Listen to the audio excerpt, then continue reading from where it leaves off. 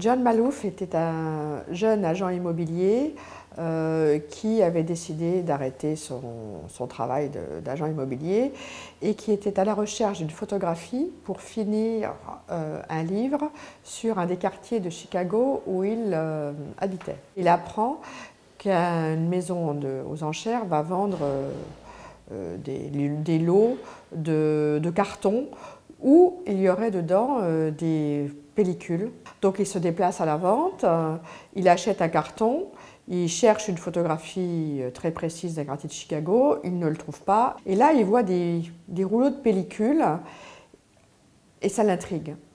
Ça, c'est le premier miracle. Il ne jette pas le carton. Il développe ces rouleaux de pellicules. Et là, il trouve des photographies qui l'interpellent. Il en met quelques-unes sur un site qui s'appelait Flickr.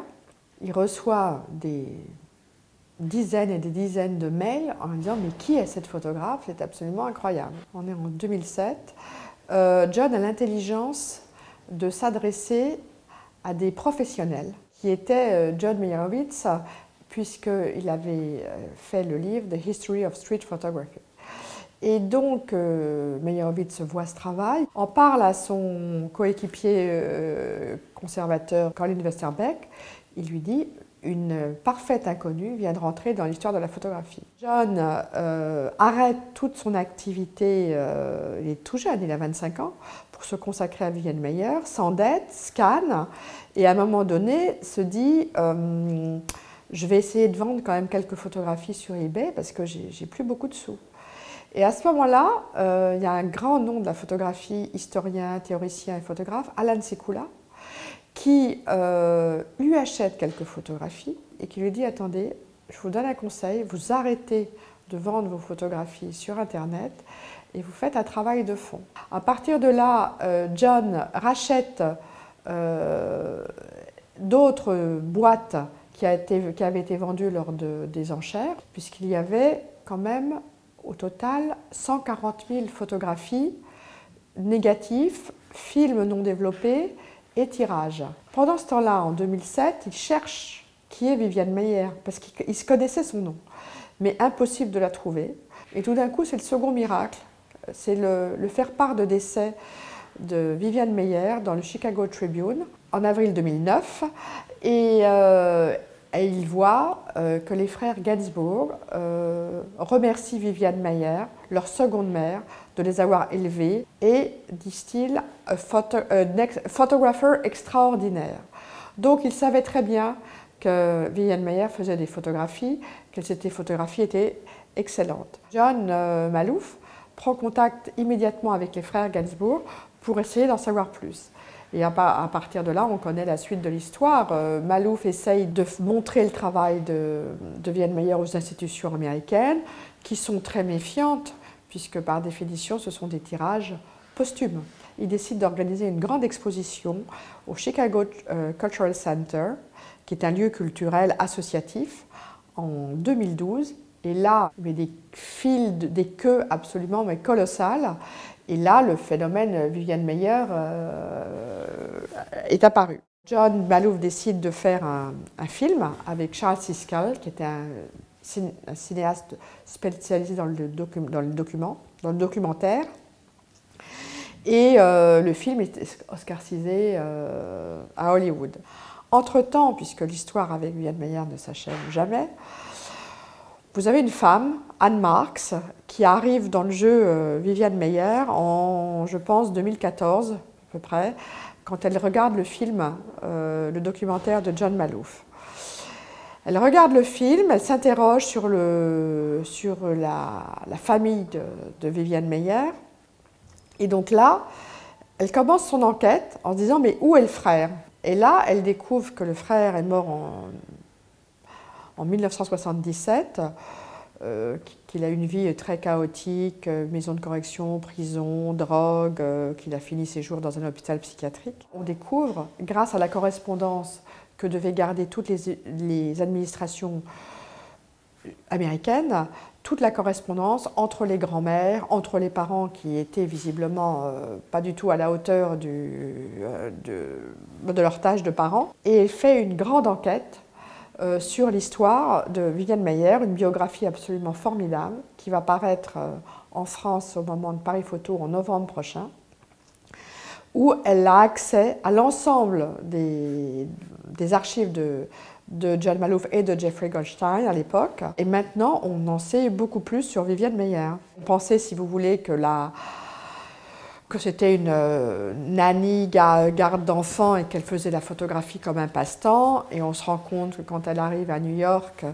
elle est prise sous l'aile de sa grand-mère qui joue un rôle très important dans sa vie affective, Eugénie Josso, qui avait dû quitter les Hautes-Alpes, puisque la mère de Viviane Maier et Eugénie Josso viennent de la vallée du Champsaur, dans les Hautes-Alpes, Saint-Julien-Bonnet. Et là, en fin de compte, qu'elle avait voulu avoir une activité de photographe commerciale. Et elle arrive à New York en 1951, après un séjour en France d'1 an, dans les années 50, pour récupérer l'héritage de sa grande-tante. Et là, elle revient avec un pactole, puisque Anne Marks, la biographe, estime que la vente de la maison correspondrait à environ 40 000 $ d'aujourd'hui. Donc elle revient avec un pactole, et à partir de là, une autre vie s'ouvre à elle, puisqu'elle a eu une enfance très compliquée avec un père alcoolique, violent, et une mère qui s'est plus ou moins... qui, disons, n'a pas été à la hauteur et qui ne l'a pas élevée. Et donc là, à partir de là, elle s'achète un appareil photo professionnel, le Rolleiflex, et elle veut se lancer dans la photographie. Donc, contrairement à ce qu'on a pu penser, à ce qu'on a pu lire, elle fréquente des photographes professionnels, elle vend quelques photographies commerciales. Au moment des années 51, à Times Square, il y a plein de studios professionnels, de photographes professionnels qui travaillent avec leur chambre photographique. Elle fréquente des femmes qui ont leur studio. Elle-même va dans la rue, propose aux personnes de venir faire leurs portraits dans un de ses studios. Quand Anne Marks a travaillé sur sa biographie, elle s'est rendue compte qu'à la fin de sa vie, elle avait de l'argent sur son compte en banque. Elle avait 6 240 $. Donc ce n'était pas une somme énorme, mais elle n'est pas morte dans la misère. Voilà, donc Viviane Maier avait de l'argent, essayait de ne pas payer ses loyers de lieux d'entrepôt, ce qui fait que quand elle savait qu'il fallait qu'elle paye, elle déménageait ses affaires dans un autre lieu de stockage. Sauf qu'en 2007, c'est comme ça que John Maloof a découvert son travail. Les nouveaux propriétaires des lieux de stockage lui ont envoyé une lettre en disant qu'il fallait payer son loyer, et cette lettre n'est jamais arrivée alors qu'elle habitait juste à côté.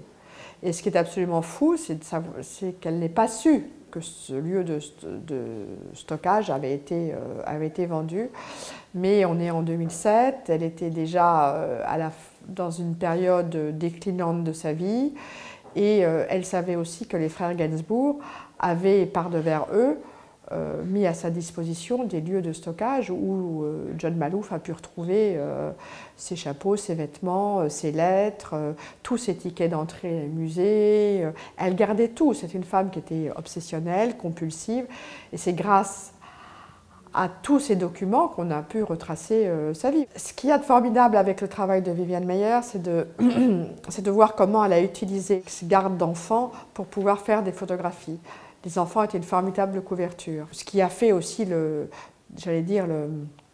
tout le côté romanesque de sa vie de photographe, et qui explique sans aucun doute l'attrait du grand public pour son travail. Mais une fois dépassé la vie romanesque de Viviane Maier, on se rend compte que c'est une photographe absolument incroyable. Quand on regarde ses planches contact, elle utilisait toujours à peu près le même protocole pour ses prises de vue de portraits. Il y avait 1 ou 2 prises de vue, c'est tout. Elle connaissait son talent, elle savait qu'elle était très douée, elle avait cette confiance en elle pour ses prises de vue. C'est assez étonnant dans l'histoire de la photographie du XXe siècle, l'histoire de la photographie de rue.